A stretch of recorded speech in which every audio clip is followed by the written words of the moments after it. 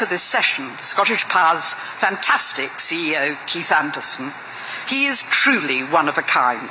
Thank you, Keith, for your support over the years, your time, which is such a valuable commodity, and for being with us today.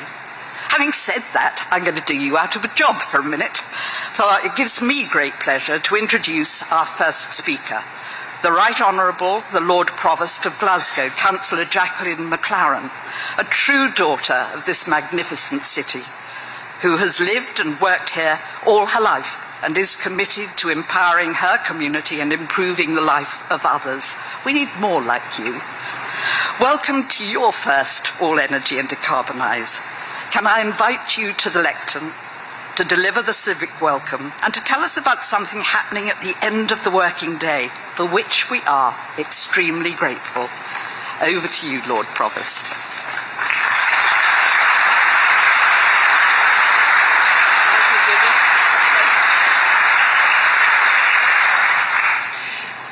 First Minister, ladies and gentlemen, it's my immense pleasure to welcome you all back to Glasgow for the All Energy Conference, a flagship committed to achieving a just transition to net zero and to improving our nation's security energy. You really would have to be living under a rock not to know energy is a hot topic, pardon the pun. Amid a cost of living crisis, we are navigating how best to deliver our commitments to protecting the planet, coupled with our obligation to make sure our citizens have access to clean and affordable energy. And that is precisely the power and value of this event, the United Kingdom's largest renewable and low-carbon energy exhibition and conference. Friends, we're gathered at the Scottish Events Campus on the banks of the iconic River Clyde, a river synonymous with this city, its history and its fortunes. Glasgow is a place famed for its intellectual curiosity and sense of fun, a place brimming with bold ambition, innovation and invention. We know it's our people who make Glasgow the great place it is. I'm proud Conference recognises this, adopting our People Make Glasgow branding. It also signals your confidence in Glasgow's green ambitions and our commitment to renewable energy. We're glad you're here and glad to be hosting this event. On behalf of the City, I'm delighted to extend an invitation to Civic hospitality at the Science Centre at 6 p.m. this evening. Have a great conference, and I look forward to welcoming you back next year. Thank you.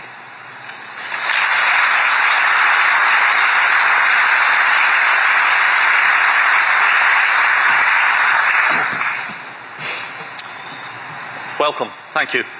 On behalf of all the delegates, a huge thank you to Jacqueline for that welcome to Glasgow City.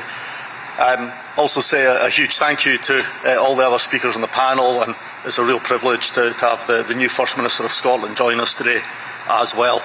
And can I also just say a quick word of thanks to Judith. Once a year, the whirlwind that is Judith Patton arrives in Glasgow. Anybody that's ever worked with or met with Judith knows what she's like, but the All Energy Conference wouldn't be the All Energy Conference without Judith, without her enthusiasm and her dedication and commitment to the conference. So thank you, Judith, yet again.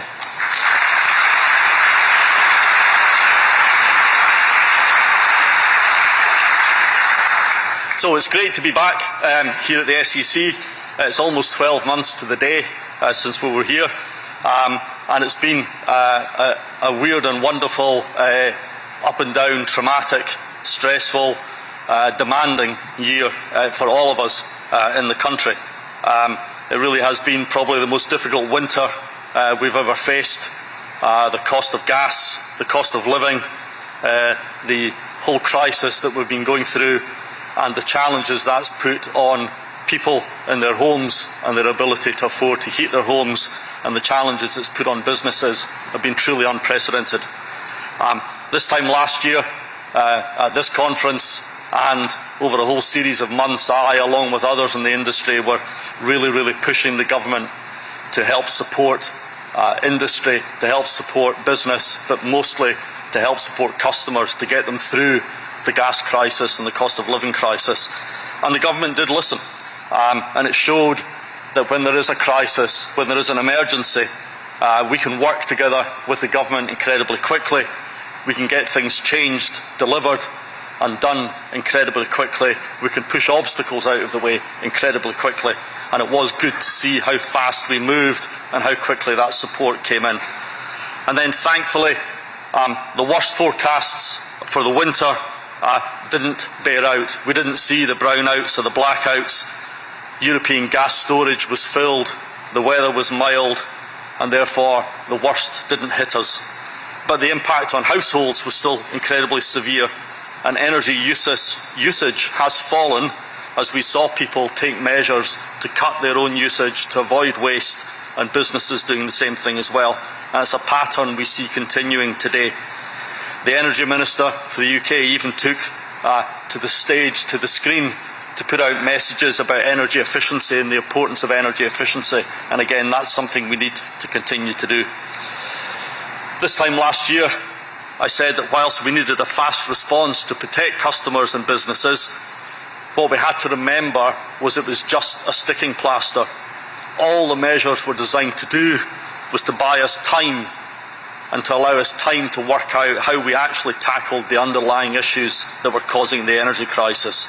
And those are the issues like the reliance and continued reliance on dirty fossil fuels, the issue and the need to speed up process to deliver our own renewables energy faster and more quickly than we do, the changes we need to make to transform the grid system and deliver a grid that's truly fit for the future, and also to put in place an enduring support scheme for vulnerable customers. And all of that needs done. It still needs done, because the crisis isn't over. And if you wanted a reminder of that, just go and look at the front page of the business section of the Times today, where Goldman Sachs are putting forward a very credible scenario that says this winter you could easily see gas wholesale prices triple in cost from where they are today, because of the vagaries of the system and the lack of progress we've made over the last 18 months to 2 years. And we're kind of in that strange period just now. If you like, the crisis was like the prelim exam, and we've got the real exam facing us. And if you look at our performance to date and do the scorecard on our performance to date, it's pretty clear to me that as we stand, we've still not done anywhere near enough across the whole of the UK to revise our approaches and to get anywhere near what you would call a top mark. Just a fortnight ago, the House of Commons Select Committee laid bare some of the harsh realities of where we are in their new report. And the biggest harsh reality of all is that we are set to miss our target to decarbonise the power sector by 2035. And it's that target that is the foundation and the building block that allows us to get to decarbonise the rest of the country by 2050. And if we can't decarbonise power by 2035, we do not have a hope in hell of decarbonising the rest of the country by 2050. Now, these were always big challenges and big goals, but they are challenges and goals that we absolutely have to achieve and we have to meet. So, what is it we've been doing? What is it we've done well so far? What we have done well is set ambitious targets and big goals. We have ever-increasing clarity on the specific projects that we need to deliver, the technologies we need to use to get us to those goals.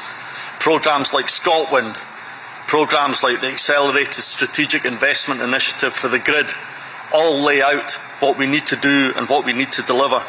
So right now, today, we have a clear fix on our destination, and we know what we're aiming for, and we know what tools we need, and we know what technology we need to deploy.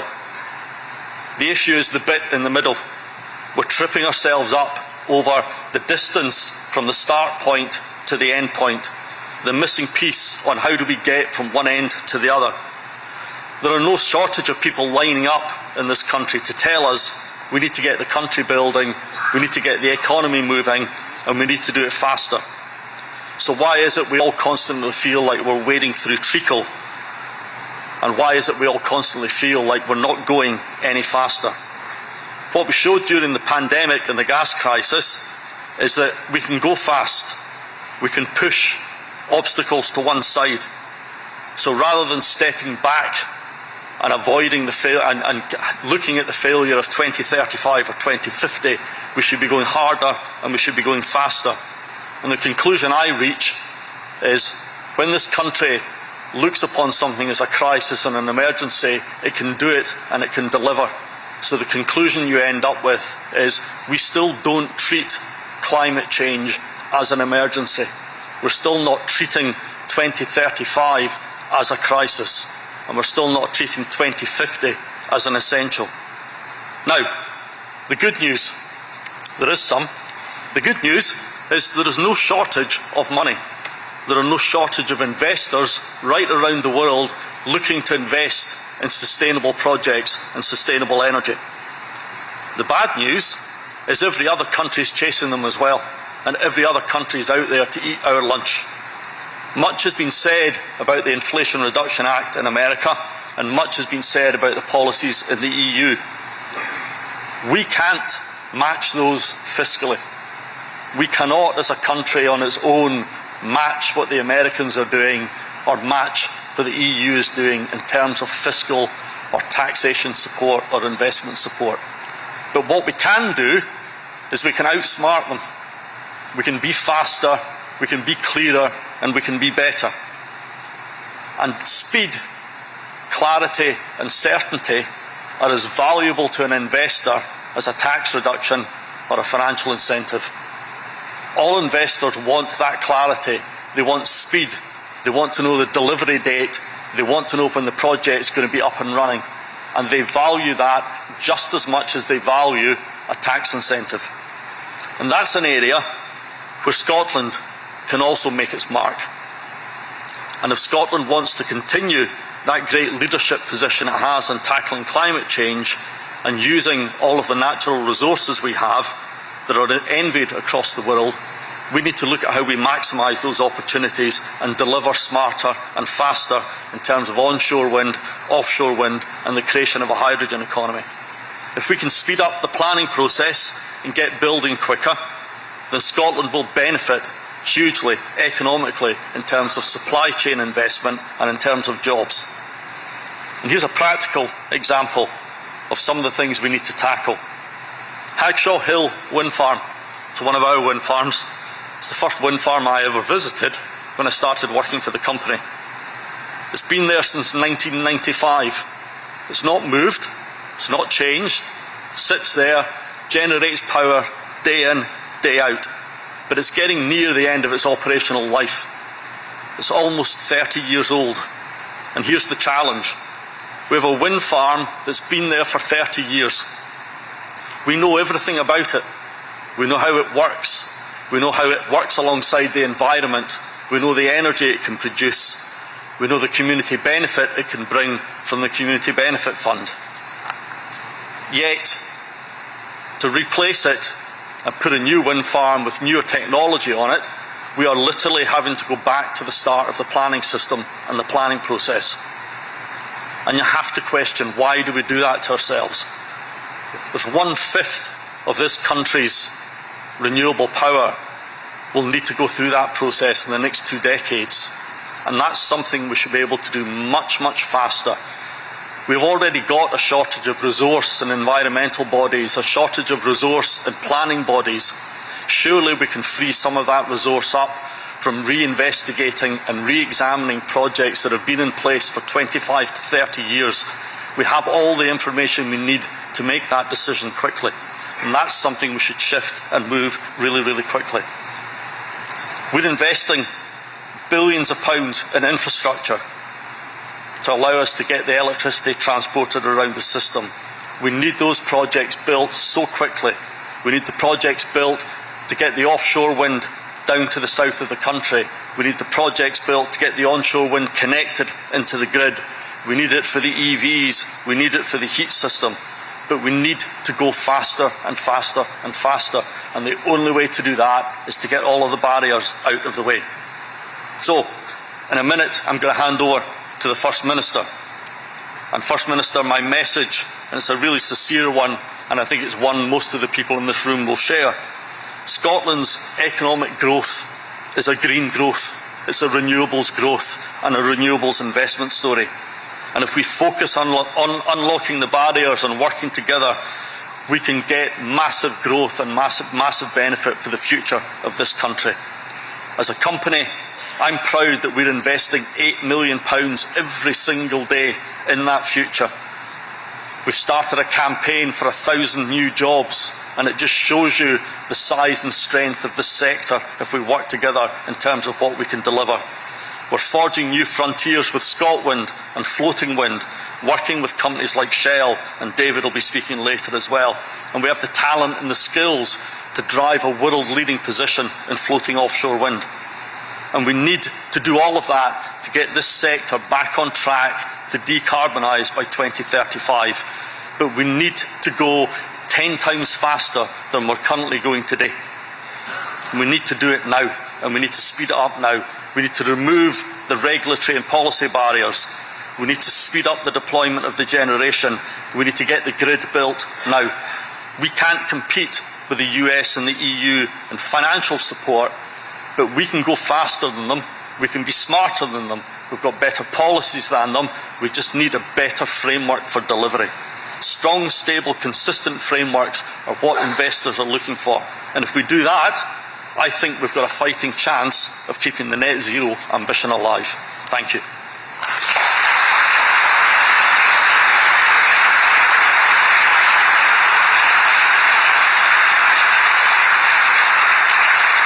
Thank you. So, look, it's a real pleasure to have the new First Minister of Scotland, Humza Yousaf, and it's fantastic that he's here to support the conference today.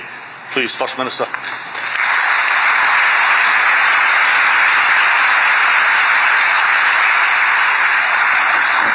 Thank you, Keith, for some really insightful remarks, but also for putting the challenge to us in government and, of course, to everybody here. Before I respond to that, let me also take the opportunity to thank Judith as well. I came across Judith when I first attended this conference about 5 or 6 years ago when I was Transport Minister.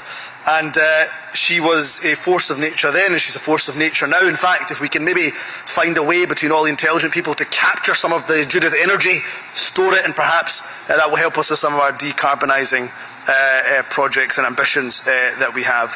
But also, can I take the opportunity, as the Lord Provost did, to welcome all of the delegates here to Glasgow. I know we have delegates from across Scotland, from across the UK, from right across the world, and even, I'm told, some from Edinburgh too.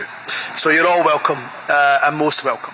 Can I thank Keith for, again, a really insightful, challenging remarks, and quite right to challenge government. I'm going to come back to some of those challenges in just a moment. This is one of the most important gatherings in Scotland's business calendar. I'm delighted. I've only been in position for 6 weeks. I won't lie to you, sometimes it feels a little bit longer than that. But I'm delighted that in my first few weeks, first couple of months of being in the role, that I'm able to come here to speak to you. Shortly after my speech, I'll be meeting a number of the exhibitors here and meeting with some of the delegates later on today. But just to give you an idea of how important this event is to the Scottish Government, we have no shortage of ministers. We have 4 ministers, I think, in total, coming to the conference in order to take part, to participate, to listen, and also to engage. It's also very timely. We had a consultation, as many of you know, on the Scottish Government's draft energy strategy and our Just Transition plan. I'm delighted we had over 1,500 responses to that. We'll analyse them before we finalise that plan. So I'm, as I say, really delighted to be here. When I became First Minister, as I say, around about 6 weeks ago, I made it clear the direction of the government. I made it clear what our defining missions would be. I set out our key priorities for the next 3 years that are remaining of this parliamentary term. And they're interdependent missions, and they are missions that I want the government to be very firmly judged upon. The first one was tackling poverty, substantially reducing poverty, in particular child poverty. That is clearly directly relevant to everybody in this room for all the reasons, again, that Keith spoke about, and seizing the opportunities presented by a just transition can undoubtedly help with tackling poverty. And of course, it helps us with the other mission, which is to invest in our public services.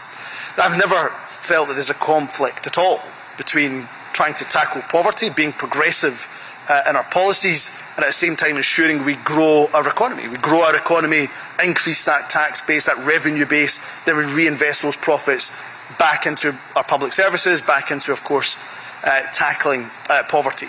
And there can be no growth without unlocking and fully unleashing the potential of the green economy. We all know the stats, we all know the figures of potential job creation, but it is potential. And turning that potential into reality is why we're all in this room. One of my earliest visits as First Minister in the first couple of weeks was a visit to the North East, a visit to Aberdeen. And I didn't go there by coincidence. It was a deliberate visit for me to emphasise, re-emphasise and reiterate my personal commitment to achieving that just transition for the North East of Scotland, but also for the country as a whole. And I know that economic change can often bring uncertainty to many parts of the country, but the North East perhaps in particular.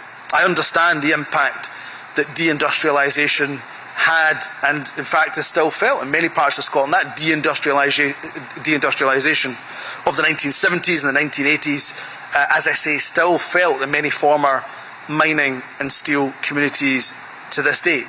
So I'm certainly determined from a government perspective, from the government that I lead, that we will not abandon those in the oil and gas industry now in a way that I'm afraid the UK government abandoned those coal miners and industrial workers in the 70s and 80s. There's a reason we call it a just transition. There's nothing just, there's nothing progressive around throwing workers in the scrap heap, plunging them and their families potentially into poverty. And that's why the work that a number of our key partners are doing, a number of those in the offshore industry, a number of those in the oil and gas sector are doing in relation to decarbonising, to ensuring that we have the skills academy to shift from fossil fuels to, of course, the green economy, is work that we fully support in its entirety.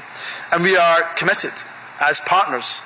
In government, we see ourselves as partners, working closely with those in the private sector, with those who are leading the change, driving the change towards that green economy. We see ourselves as partners in that Scotland's success.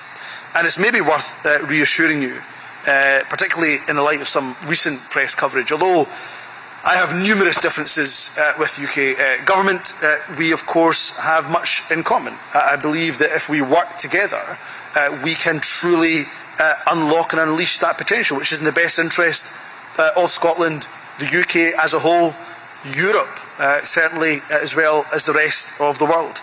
And so for me, I'm very determined to work closely with UK government. I've had a couple of conversations already with the Prime Minister, and in both of those conversations, unlocking and unleashing Scotland's green energy potential has been a topic of conversations. There's some clear asks that we've got of the UK government, and again, absolutely determined to work in close collaboration with them.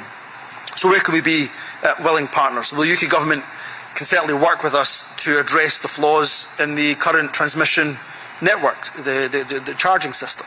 The current methodology, after all, we know charges offshore wind generators while gas generators and the rest of the UK receive network credit. It doesn't properly support our renewable sector. Secondly, the UK government can announce a timetable for the Acorn carbon capture, utilisation and storage scheme, which was already referenced a moment ago, so that we can take full advantage of Scotland's existing oil and gas infrastructure to adopt technology which will be essential in meeting those ambitious net zero targets in Scotland of interim targets in relation to 2030 and then 2045. The UK government can also work with us to secure a just transition for the North East. You'll be well aware of the Scottish Government's commitment to create a £500 million Just Transition Fund for Scotland and for the North East in particular. We believe the UK government, which has benefited from the tune of around about hundreds of billions, in fact, over decades at today's prices from North Sea oil and gas, they should also match that £500 million, if not go further as well, so we can accelerate at pace that just transition, particularly for the North East of Scotland. And going back to the important points that Keith made, well, we may not be able to meet or match some of the fiscal leverage that the US has, or indeed the EU has in relation to the Inflation Reduction Act or the EU's Green Deal industrial plan. What we can do, working together with the UK government, is ensure that we have a strategy for incentivising green investment. That's something that we have to do. Take Keith's challenge absolutely as it stands. That the Scottish Government must use every single lever at our disposal within the constraints of devolution, with our partners in local government as well, to make sure we're incentivising that green economy, that growth in the renewables industry. But the UK government has many of the levers that can also help with that incentivisation. So let me make it clear that where we can work with the UK government in that regard, we are absolutely willing partners to do that. And that must be based on what is the priorities and the opportunities for us here in Scotland. So over the course of this conference, you'll be discussing many of the strengths, many of the priorities that Scotland has, in sessions that cover hydropower, they cover solar power, wave and tidal power, onshore wind and offshore wind, and many other potential opportunities. In fact, as I've said, 4 other Scottish Government ministers will be here to be able to engage in those important conversations. And Keith, again, right to challenge us, as many others are, around the scale of the investment, the scale of what we have to do, the pace of the work that we have to do has to increase with urgency, given the threat of the climate emergency that we're currently facing. It's not simply a reduction of our emission targets that we have to see. We have to ensure that we as a government are making sure that we are investing alongside our partners, sharing some of the risk with our partners to make the most of the green opportunities and the job opportunities that absolutely exist. I'll finish on focusing perhaps on 2 areas, if I may. The first is in relation to offshore wind. Our installed offshore wind capacity is already increased significantly, as we all know, in the last 5 years to 2.2 gigawatts. It now accounts for around 1/6 of our total renewable electricity production. However, if you add this existing capacity to the projects which are under construction or indeed awaiting construction or in planning, including Scotland licences, we have a potential offshore wind capacity of 40 gigawatts or more.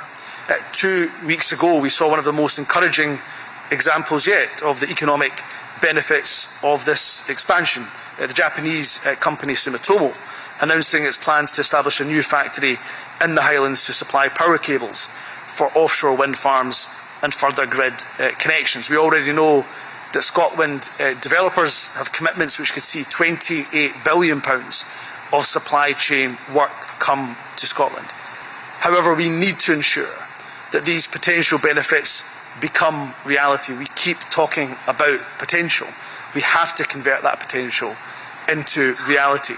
That's why at last year's conference, my predecessor announced the establishment of a collaborative charter, which was signed by 24 of the ScotWind developers. Since then, a strategic investment model has been developed. It will help the government and I hope the sector to make the right investment decisions at the right times in areas such as infrastructure improvements.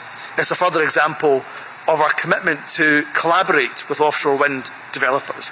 And let me say from in my contribution that I keep talking about partnership. What do I mean by that? That means doing everything we possibly can within the devolved levers that we have, and again, responding to Keith's challenging, looking at matters such as planning, for example. But it's also about sharing the risk. We know that private companies are willing to invest. As Keith said, there is certainly no shortage of money globally that is looking to invest in our green economy. But we also know that that involves taking some risk. We are prepared in the Scottish Government, and certainly Scottish National Investment Bank is an example of this. We are willing, ready, prepared to be partners in helping to share that risk. One of the reasons why offshore wind is such an exciting opportunity for Scotland is the availability of that low-cost renewable energy that it can give us in relation to that competitive advantage in creating green hydrogen.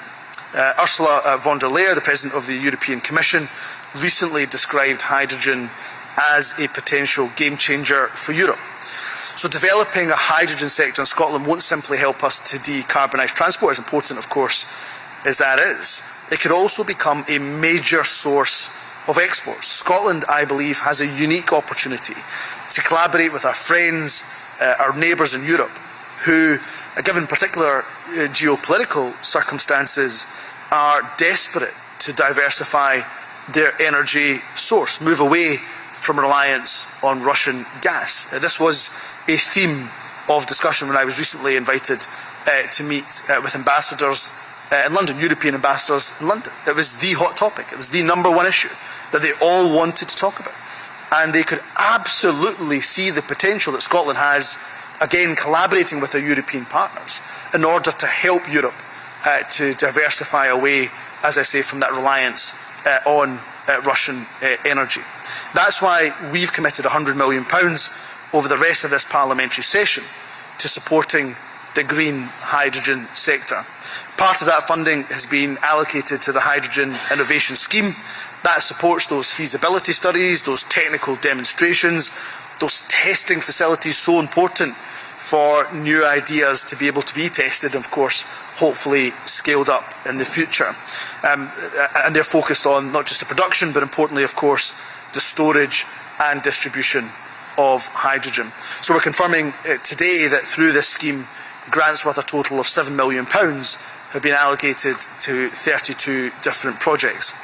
Those projects cover a wide range of different areas, such as how to produce and store hydrogen on floating wind farms, which have already been referenced, and how to decarbonise agriculture and forestry works in rural areas as well. Together they show the range of possible ways in which hydrogen can be produced, can be used and can be stored. They highlight the expertise, the innovation that is already such an important part of the sector, and they of course demonstrate the scale and the opportunities that hydrogen can create. To conclude, at the start of my remarks this morning, I mentioned my recent visit to Aberdeen. I want to close by reflecting on that visit to the North East, since the opportunities presented by hydrogen and indeed by offshore wind were an important feature of that visit.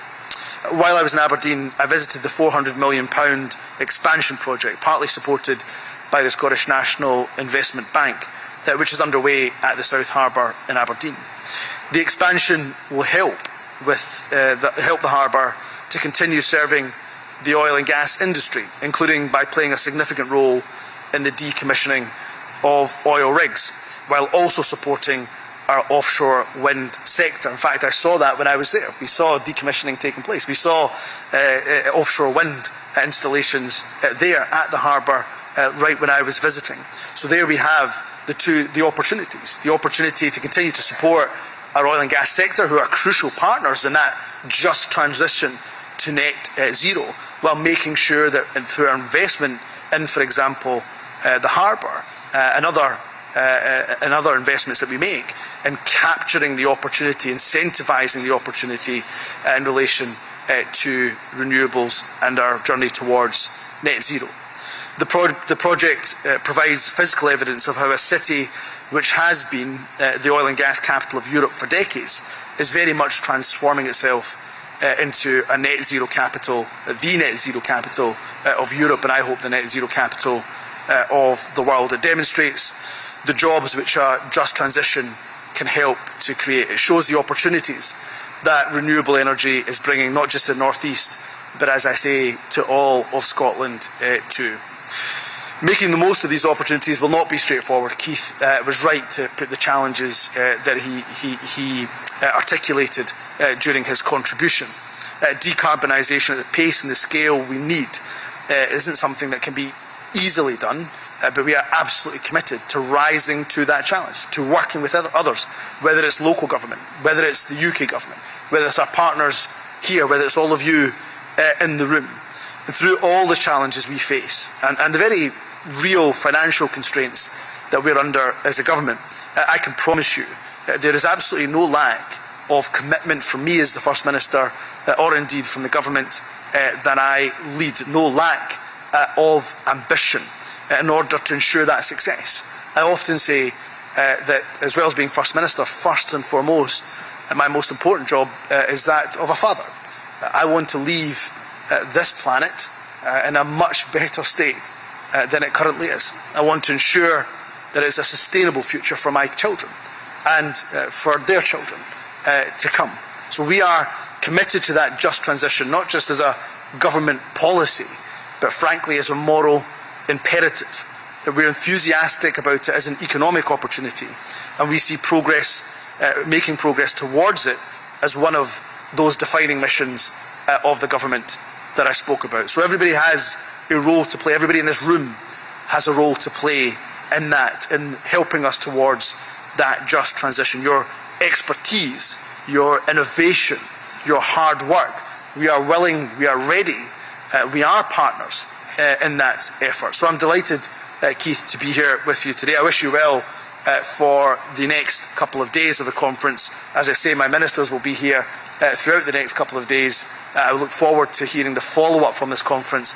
Forgive me for the other speakers that I'm going to the exhibition hall to meet with some exhibitors. I know I'm meeting with some of the delegates later on today, but can I wish you all the very best, not just that you have an excellent couple of days and enjoy the city of Glasgow, but I wish you every success, because quite frankly, our planet's future relies on it. So thank you, Keith, and I wish you all the very best for the next couple of days.